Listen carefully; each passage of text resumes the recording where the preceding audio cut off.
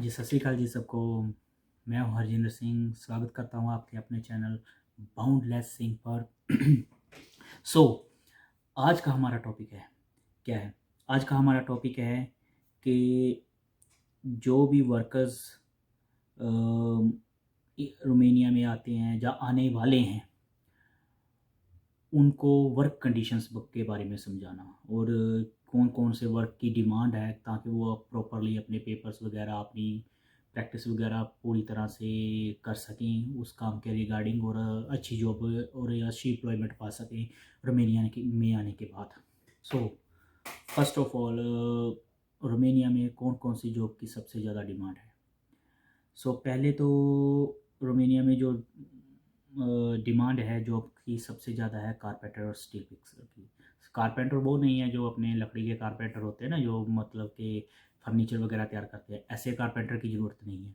रोमेनिया में सबसे ज़्यादा शटरिंग कारपेंटर की ज़रूरत है, जो शटरिंग का काम कर सकते हैं। तो बेसिकली इधर कंस्ट्रक्शन में जो बिल्डिंग्स वगैरह है ना, वो कंक्रीट की बनती है सबकी सब। जो मेसन का काम होता है, ब्लॉक का, वो बाद में आता है। दीवारों पर इंडिया की तरह बिल्डिंग नहीं खड़ी की जाती, इधर स्ट्रक्चर पर खड़ी की जाती है बिल्डिंग। सो सबसे ज़्यादा शटरिंग कारपेंटर का काम है। दूसरे नंबर पर आ जाते हैं स्टील फिक्सर्स, और ये दोनों को पैरेलल है, इनको कंपैरिजन नहीं किया जा सकता आपस में। उसके बाद मेसन्स, प्लम्बर काफ़ी अच्छी डिमांड में है। वेल्डर्स का भी काम है। वेल्डर्स का काम वर्कशॉप में ज़्यादातर होता है, कंस्ट्रक्शन साइट पर थोड़ा कम होता है, बट जो वर्कशॉप है उनमें ज़्यादा होता है। और इसके अलावा इलेक्ट्रिशियन की काफ़ी डिमांड है इस जगह पर। हाँ, बट जैसे कि काफ़ी लोग मुझे पूछते रहते हैं कि ऑपरेटर और ड्राइवर्स की क्या मतलब कि रिक्वायरमेंट है। सो फ्रेंड्स, सबसे पहले तो मैं आपको बताना चाहूँगा, जो ऑपरेटर का है ना और ड्राइवर का, इनका पेपर वर्क काफ़ी ज़्यादा है, ठीक है ना। आपको अपने डॉक्यूमेंटेशन कंप्लीट करने पड़ेंगे, आपको अपना डॉक्यूमेंटेशन इनकी भाषा में, रोमेनियन भाषा में बनवाने पड़ेंगे, खासकर ड्राइवर्स का।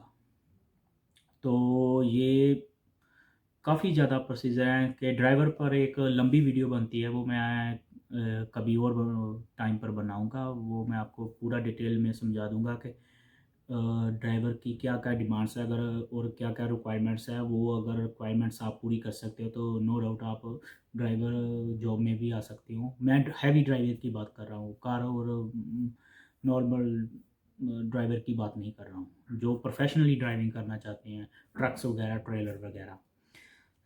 तो फ़िलहाल इस टाइम पर हम ज़्यादा फोकस रहेंगे वर्क कंडीशन और वर्क के बारे में। सो जो वर्क डिमांडमेंट थे वो मैं आपको बता चुका हूँ, और उसके बाद जो नेक्स्ट चीज़ आती है ना, वो आती है कि इधर वर्क की कंडीशन कैसी है, काम की कंडीशंस कैसी हैं।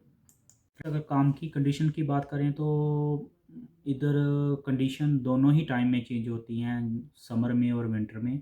जैसे कि अगर बताएं कि विंटर में जो इनका काम थोड़ा धीमे हो जाता है, क्योंकि स्नोफॉल बहुत ज़्यादा होती है, बहुत ज़्यादा मौसम ख़राब रहता है, और उस टाइम पर वर्क कंडीशन काफ़ी हार्ड हो जाती है। और समर में इनका काम ज़्यादा फास्ट चलता है, तो जो काम उनके पेंडिंग विंटर में रह जाते हैं, वो इनको समर में कंप्लीट करने पड़ते हैं।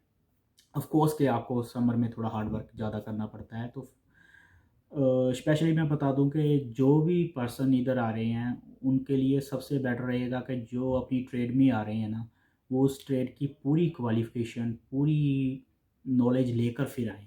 मतलब ऐसे ही नहीं है कि आपने थोड़ा बहुत सीखा, हल्का-फुल्का सा कर लिया, हाँ, बस आता है और चले गए। उनके लिए बाद में दिक्कत आती है, क्योंकि इधर जो कंपनी है फिर वो बाद में बोलती हैं कि आपको काम नहीं आता है। अगर आपको काम नहीं आएगा, क्योंकि यहाँ पर काम जिस ट्रेड में आए हो उस ट्रेड का काम आपको करना पड़ेगा और कर कर दिखाना पड़ेगा उनको।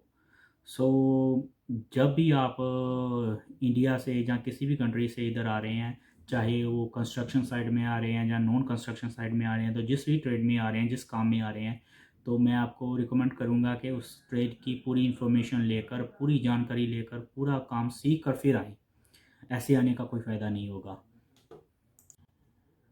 नेक्स्ट टॉपिक आता है मैकेनिक जॉब के लिए। मैकेनिक की जॉब इधर अवेलेबल हैं, बट बहुत कम हैं, बहुत ज़्यादा कम है। आपको काफ़ी सारी रिक्वायरमेंट पूरी करनी पड़ती है और फिर जाकर आप एक प्रोफेशनल मैकेनिक बन सकते हो। नो डाउट कि उसमें पैसा काफ़ी ज़्यादा है, बट उसके लिए उतना पेपर वर्क भी है। और believe me, Romanian paper work is very hard. First of all you need everything in Romanian language, every paper work in Romanian language. English का इतना नहीं चलता, चल जाता है बट इतना ज़्यादा नहीं चलता है। ज़्यादा इनकी ऑफिशियल लैंग्वेज जो रोमेनियन ही है, तो everything they need in Romanian language. और ख़ासकर आपको मैं एक चीज़ और रिकमेंड करना चाहूँगा कि जब भी आप इंडिया से आएँ, जब आप ट्रेनिंग लेते हैं, काम सीखते हैं, तो आप एक प्रोफेशनल इंस्टीट्यूट में जाएँ, एक आईटीआई में या ट्रेड टेस्ट सेंटर में उनसे प्रॉपर ट्रेनिंग लें, प्रॉपर सर्टिफिकेट लें। उस सर्टिफिकेट को अपोस्टिलेट करवाएँ, उस अपोस्टिलेट करवाकर अपने डॉक्यूमेंट अपने साथ लेकर आएँ, क्योंकि उनकी काफ़ी ज़रूरत पड़ती है। यहाँ पर सब कुछ ऑन रिकॉर्ड होता है, तो बेटर है कि अगर आपके पास सारे के सारे डॉक्यूमेंट हैं, सब कुछ आपके पास क्लियर है, तो आपको उसका काफ़ी बेनिफिट होगा। अदरवाइज़ आपको कहीं ना कहीं जाकर आपकी जॉब डिस्क्रिप्शन नहीं चेंज होगी, कहीं ना कहीं जाकर आपको अनस्किल्ड वर्कर ही काम करना पड़ेगा, उसमें आपका पे स्केल नहीं बढ़ पाएगा, आपका एक्सपीरियंस नहीं बन पाएगा। सो इन सब बातों का ध्यान रखें। अगर मैं वर्क कंडीशन की बात करूँ तो ये सब इसमें इंक्लूडेड था। अगर आपका कोई और क्वेश्चन है कि आप पूछना चाहते हो कि किसी और चीज़ के जो टॉपिक मुझसे छूट गया और क्लियर नहीं हो पाया और आपके दिमाग में है, तो आप मुझे कमेंट कर सकते हैं, कमेंट कर कर बता सकते हैं कि ये क्वेश्चन है, तो मैं आपका रिप्लाई ज़रूर करूँगा। सो फ्रेंड्स, आज के लिए सिर्फ इतना ही। अगर आपको वीडियो अच्छी लगी हो तो प्लीज़ लाइक कीजिए, सब्सक्राइब कीजिए मेरे चैनल को, और शेयर कीजिए अपने फ्रेंड्स के साथ। और अगली इन्फॉर्मेशन के लिए आप जुड़े रहिए मेरे साथ, और बेल आइकॉन को दबाना मत भूलिए, ताकि आपको मेरा अगली वीडियो के नेक्स्ट वीडियो के सारे नोटिफिकेशन मिलते रहे। चलिए, थैंक यू, बाय बाय।